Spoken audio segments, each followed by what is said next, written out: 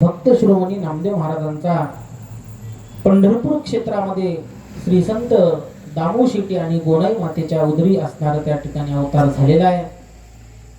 आपल्या भक्तीच्या सामर्थ्यानं अगदी वयाच्या 5व्या वर्षी संत शिरोमणी नामदेव महाराजांनी भगवंताला जीव घातलं. भगवंतांना आपल्या मांडीवरती बसवून नामदेवरायाला आपल्या हाताने त्या ठिकाणी भोजन करविलेलं आहे. आणि हे दृश्य ज्या वेळेला गोनाई मातेनं आणि दामू शेट्टीनं पाहिलं, ते दृश्य पाहून अंतःकरणापासून गोनाई माता आणि दामू शेट्टी लज्जित झाले. दामू शेट्टी स्वतः त्या ठिकाणी हे दृश्य पाहून म्हणतात की 12 वर्ष तुझं उपवासी मारिले, आजी जेवविले नामदेवे. देवा, तुम्हाला रोज मी 12 वर्षापासून नैवेद्य दाखवतो, पण खरं पाहिलं तर तुम्ही उपवासीच होतात म्हणले देवा. पण आज माझ्या मुलानं तुम्हाला खऱ्या अर्थानं जेवण करविलं. अशा प्रकारे दामू शेट्टी बोलतात. गोनाई मातेला फार पश्चाताप झाला की मी नामदेवाला उगच मारलं. खरंच नामदेव बोलत होता ते खरं आहे. आणि मग नामदेवाचा अधिकार त्या ठिकाणी सर्व जगासमोर यायला लागला. मोठ्या बाललीला नामदेवांच्या सुंदर आहेत. तसं भगवान श्रीकृष्णाच्या अतिव गोड लीला आपण श्रवण करतो, तद्वत भक्त शिरोमणी नामदेवांच्या सुद्धा अतिशय गोड लीला त्या ठिकाणी बालपणातल्या आपल्याला पाहता येतील. कारण जगाच्या पाठीवरती एकमेव असे संत नामदेवराय आहेत की भगवंतासोबत चालणं, बोलणं, फिरणं, खाणं, उठणं, बसणं या सगळ्या व्यवहारासोबत नामदेवराय होते. बाकीच्याही भक्तांसोबत भगवंतानं कार्य केले. नाथांच्या घरी देव होते, पण नाथाला ओळखूच येऊ दिले नाही. तुकोबारायांची सेवा केली, परंतु तुकोबारायाला त्या ठिकाणी कळू दिलं नाही. परंतु नामदेवरायांचं आणि भगवंताचं नातं असं होतं की जसं एक घरातला कुटुंबातला सदस्य असावा, त्याप्रमाणे अगदी सगळ्या कार्यामध्ये भगवंत त्या नामदेवरायांच्या सोबत राहायचे. आणि म्हणून भगवंत आणि नामदेवराय हे जणू काही सखे असावे. अगदी मित्रापेक्षाही पुढचं नातं नामदेवरायाचं आणि भगवंताचं होतं. आणि मग ज्या वेळेला भगवंत नामदेवरायाच्या हातानं जेवले, त्यानंतर तर रोजच भगवंत नामदेवरायासोबत त्या ठिकाणी गप्पा गोष्टी करायचे, त्यांच्यासोबत त्या ठिकाणी चेष्टा करायचे, विनोद करायचे, हास्य करायचे. असा भक्त पुन्हा जन्माला येणे नाही की भगवंताला सगळे त्या ठिकाणी आपला भक्ताशिवाय दुसरं काही सुचत नव्हतं भगवंताला. अशा प्रकारचं भगवंताचं आणि नामदेवरायाचं नातं जुळलेलं आहे.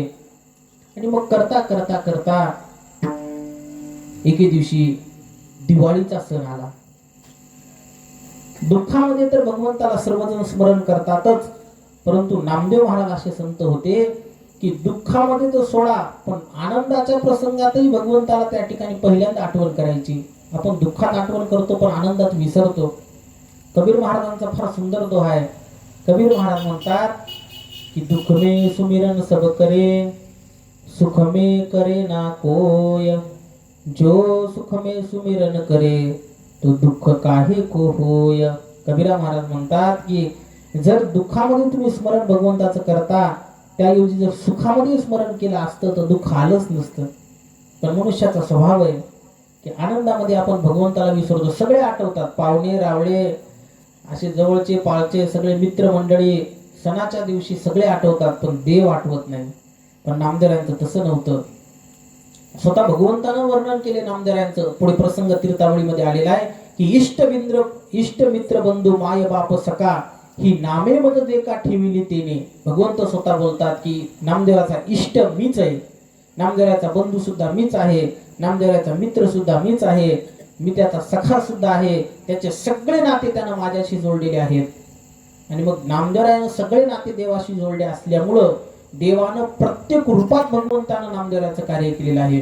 कधी बापाप्रमाणे कार्य केलं. येणारे चरित्र ते लग्नाचं चरित्र पाहत असताना भगवंतानं स्वतः वडिलाची जिम्मेदारी पार पाडली. कधी कधी नामदेवरायासाठी आईसारखं मांडीवर बसून नामदेवरायाला खाऊ घातलेलं आहे. कधी कधी भावासारखी साथ दिलेली आहे. कधी कधी भगवंताप्रमाणे भक्तासारखं नातं जुळलेलं आहे. असे अनेक त्या ठिकाणी प्रसंग नामदेवरायाचे पाहता येतील की ज्यामध्ये भगवंतानं वेगवेगळ्या रूपांमध्ये नामदेवरायांची सेवा केलेली आहे. मी शब्द फार जपून वापरला की देवानं नामदेवरायांची सेवा केली आहे. कारण नामदेवराय देवाची किती सेवा करत होते तो भाग वेगळा, पण देवच रात्रंदिवस नामदेवरायाच्या सेवेमध्ये रत झाला होता, हे मात्र एक विशेष लक्षात ठेवा. आणि मग अशा असणाऱ्या भक्त शिरोमणी नामदेव महाराजांनी दिवाळीचा सण आलेला आहे, आनंदाचा सण, सगळ्यात मोठा सण म्हणजे दिवाळीचा, हे की नाही.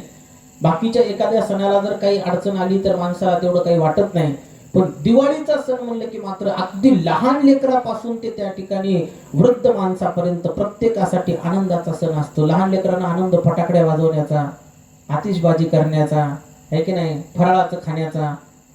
महिला मंडळीला आनंद माहेरला जाण्याचा, आहे की नाही. हे सगळ्या व्यक्तींना त्या ठिकाणी आनंद असतो.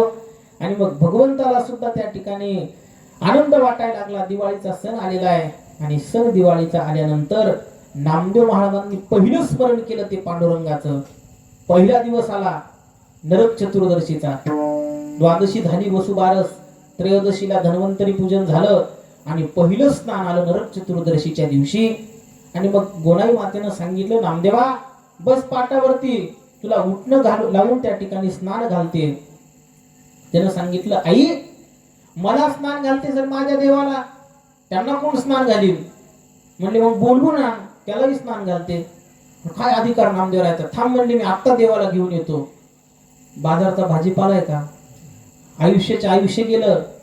हा किलोचे टाळ आणले होते विकत आणताना, आता छटाकाचेच झालेत मोजले तर. एवढं त्या ठिकाणी वाजून बेजार झाले लोक. नवीन आणल्यावर विना झगपग दिसू लागला, तारा तुटल्या विना वाजू वाजू. मृदंगाच्या किती पुड्या बदलाव्या लागल्या. पण एवढं भजन करून स्वप्नात सुद्धा देवदर्शनात कधी देत नाही. आणि नामदेवराय त्या ठिकाणी सांगतात की आई थांब, अगदी 2 मिनिटांमध्ये मी मंदिरामध्ये जाऊन भगवंताला सांगून येतो की तू आमच्या घरी स्नानासाठी फराळासाठी या. आणि मग नामदेवराय देवाला बोलवण्यासाठी त्या ठिकाणी मंदिरात गेले. जनाबाईंनी त्याचं फार गोड वर्णन एका अभंगामध्ये केलेलं आहे. जनाबाई महाराज म्हणतात, सण दिवाळीचा आला, सण दिवाळीचा आला, सण दिवाळीचा आला, सण दिवाळीचा आला. नामाला ओळाशी गेला, नामाला ओळाशी गेला, नामाला ओळाशी गेला, नामाला ओळाशी गेला, नामाला ओळाशी गेला, नामाला ओळाशी गेला. हात धरोनी देवाचे, हात धरोनी देवाचे, हात धरोनी देवाचे, हात धरोनी देवाचे. चला आमोच्या घराचे, चला आमोच्या घराचे, चला आमोच्या घराची, चला आमोच्या घराची, चला आमोच्या घराची, चला आमोच्या घराची.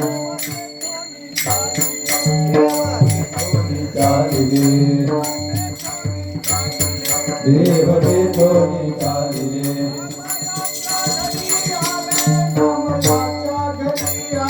नामयाच्या घरी आले, नामयाच्या घरी आले, नामयाच्या घरी आले, नामयाच्या घरी आले. हो, संत जनाबाई महाराजांनी वर्णन केलेले आहे. जनाबाई महाराज म्हणतात, सण दिवाळीचा आला, नामा रावळासी गेला. आणि भगवंत त्या ठिकाणी आपल्या कमरेवरती हात ठेवून उभा टाकलेले होते. आता एरवी भगवंताला त्या ठिकाणी रोज सगळे ब्राह्मण मंडळी प्रातःकाळी 4 वाजता काकडा आरती करायला येतात. भगवंताला रोज त्या ठिकाणी दह्या दुधानं स्नान घालतात. आणि तेवढ्यात नामदेवराय गेले. आणि मग नामदेवराय गेल्यानंतर अंधारी होत. आणि लक्षात ठेवा, आत्ताचा काळ आणि त्या काळाचा काळ फार फरक आहे. आता आपण मंदिरात गेलो तर केव्हाही गेलो तर उजेड आहे, पण पूर्वीच्या काळी कुठंच लाईट नव्हती. थोडंसं लक्ष दाना चित्र, तुम्हाला तसं गावात असल्यामुळे ओळखू येऊ शकते. प्रातःकाळी 3:30-4 वाजल्याचा वेळ आहे, ब्रह्ममुहूर्त. आणि त्यावेळेस नामदेवराय मंदिरात गेलेले आहेत. आणि देवाच्या समोर अगदी छोट्या छोट्या दिव्या लावलेले, रात्री लावलेला प्रकाश सकाळी टिमटिम झालेला. आणि अशा अवस्थेत नामदेवराय त्या ठिकाणी मंदिरामध्ये गेले. पुजारीला यायला थोडा वेळ बाकी होता आणि त्या क्षणाला नामदेवराय गेलेले आहेत. अंधार होता. आणि मग भगवंताला सांगितलं, ए देवा आज दिवाळी आहे. हो नामदेवा. मग आज माझ्या आईने सांगितलं की आंघोळ करत असताना उठणं लावावं लागतंय. किती दिवस झालं म्हणले तसाच उभा आहेस, चला आमच्या घरी आंघोळीसाठी. नामदेवाला सांगितलं भगवंतानं, नामा यायला काही हरकत नाही म्हणले, पण आता काही क्षणात इथं पुजारी मंडळी येतील आणि मी जर इथं दिसलो नाही तर मग सगळ्या गावामध्ये त्या ठिकाणी ही बातमी पसरली की देव गुप्त झाले. मग काय करायचं देवा, घरी येणार नाहीस का तू? काय अधिकार होता बोलण्याची, भाषा कशी होती? यावंच लागल देवा. देवाचा हातच धरला नामदेवाने. हात धरून देवासी चला आमुच्या घरासी. यावंच लागतंय म्हणले देवा, कसं येत नाही पाहतोच. आणि देवाला खिचलं महाराज खाली, विटेवरून उडी मारली भगवंतानं आणि खाली आले. अंधार होता म्हणून बरं झालं, आता जर विटेवरून दिसलं नाही तर आपल्याला. आल्यानंतर नामदेवाला सांगितलं, अरे नामदेवा तसं नाही, मला काही गोष्टी पाळावं लागतात म्हणले. आणि म्हणून इथं जर मी उभा नाही दिसलो तर सगळ्या पंढरपुरामध्ये चर्चा होईल, म्हणून मला इथं कोणाला तरी उभा करावं लागेल ना म्हणले. मी जर तुझ्या घरी आलो तर इथं कोण राहील. असं आहे का देवा, एक काम करा म्हणले, तुम्ही माझ्या घरी जा, आईनं गोनाईनं उठणं काढलेलं आहे, तुम्ही जोपर्यंत स्नान करा, मी इथं 10-15 मिनिटं उभा टाकतो म्हणले. काय हरकत आहे, काय अधिकार आहे नामदेवरायांचा. असं आहे का नामा, उभा टाकशील का इथं म्हणले. हो, पण एक लक्षात ठेव, काही वेळानं इथं पुजारी मंडळी येतील म्हणले. बरं, आल्यानंतर दही दूध तूप लोणी लावून आंघोळ घालतील. हो, ते दही दूध तुझ्या तोंडाला लावतील, लोणी लावतील, त्याच्यावर साखर ठेवतील. बरं, गोड लागलं म्हणून खायचं नाही बरं, कारण मी कधीच खात नाही म्हणले त्याच्या हातचं, नुसतं लावतात म्हणले ते तोंडाला. आणि मग तू खाल्लंच तर सगळं भांड फुटल म्हणले. अरे आज लोणी गुप्त कसं झालं, ते माझ्या तोंडाला लावतात आणि थोड्या वेळानं तेच खातात म्हणले. म्हणून आज भांड फुटल बरं का, खाऊ नको. नाही म्हणले, खाणार नाही देवा. बघ, शांत उभा टाकायचं, हलायचं नाही. त्यांनी गार पाणी टाकलं तरी गपचूप उभा टाकायचं. ते चंद्रभागेचं गार पाणी टाकतात म्हणले, विचार करत नाहीत. आणि मला थंडी वाजली तरी मी तसाच उभा टाकतो म्हणले. तुलाही तसंच उभा टाकावं लागेल म्हणले. टाकतो देवा. आणि मग असं सगळं झाल्यानंतर देवाला खाली खेचलं, नामदेवालाच त्या गादीवर उभा केलं, त्या विटेवर उभा केलं. एवढं सामर्थ्य फक्त नामदेव महाराजाचं, की पांडुरंग सोडून त्या विटेवर उभा टाकण्याचं सामर्थ्य नामदेवाला प्राप्त झाले. पुन्हा कोणी उभा टाकलं नाही, लक्षात ठेवा. आहे की नाही. टाकण्याची इच्छाही करू नये. तुकोबारायांचा एक अभंग आहे. तुकोबाराय म्हणतात, राया विठोबाचे पद जो अभिलाषी, पातकाची राशी तुका म्हणे. जो भगवंताचं पद घेण्याची इच्छा करतो, मनातही भाव आला तो पापी आहे. पण नामदेवरायाचा तेवढा अधिकार होता. आणि मग नामदेवरायांनी परंपरेने हेच चरित्र आलेले बरं का. मी नामदेवरायाची जी वंश परंपरा आहे, 17वे वंशज, हे सगळ्या वंशजाच्या मुखातून चरित्र भाग ऐकलेला आहे. आणि ग्रंथामध्ये जसं उल्लेख आहे त्या ठिकाणी प्रमाणासहित आपण पाहण्याचा प्रयत्न करतोय. आणि काही प्रसंग जर प्रमाण नसतील तर जे नामदेवरायाच्या 17 वंशामध्ये सांगत आलेलं चरित्र आहे तेच मी तुमच्या समोर सांगणार आहे, असं मनानं काही सांगणार नाही.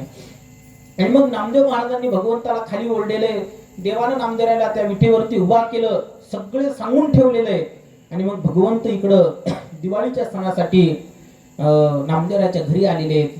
गोणाई मातीनं सुंदर उठणं तयार केलं होतं. गोणाईने उठणे केले, दामा शेटीने स्नान घातले. काय भाग्य असेल, इतके वर्ष झाले पण दामाजीला भगवंतानं साक्षात दर्शन दिले नव्हतं. पण नामदेवरायाचा जन्म झाल्यापासून दामू शेट्टी गोणाई मातेचं भाग्य उजळलेलं आहे, की भगवंताला चालता बोलता फिरता सगळ्या रूपामध्ये भगवंताला पाहायला लागलेले आहेत. गोणाई मातेनं चंदनाच्या पाटावरती भगवंताला बसवलं, चंदन पाटी बैसविले. आणि मग चंदनाच्या पाटावरती बसवून सुंदर प्रकारे आपण जसं दिवाळीला आपल्याला उठणं लावतो त्याप्रमाणे भगवंताला उठणं लावलेलं आहे. दामू शेट्टीनं पाणी काढलेलं आहे, गरम गरम स्नान घातलेलं आहे. स्नान घातल्यानंतर गोणाई मातेनं स्वतःच्या डोक्यावरच्या पदरानं भगवंताला पुसलं. एवढं भाग्य कोणाला प्राप्त झालं असेल बरं.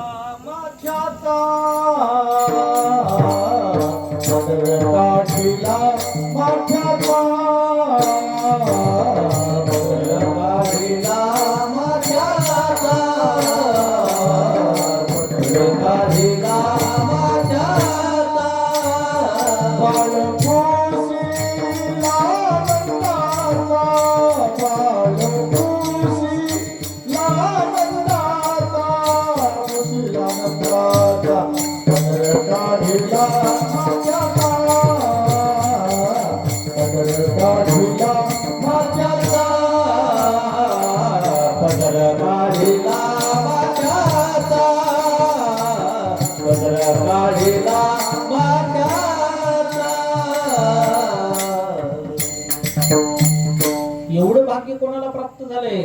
गोणाई मातेनं स्वतःच्या पदरानं भगवंताचं अंग पुसलेलं आहे.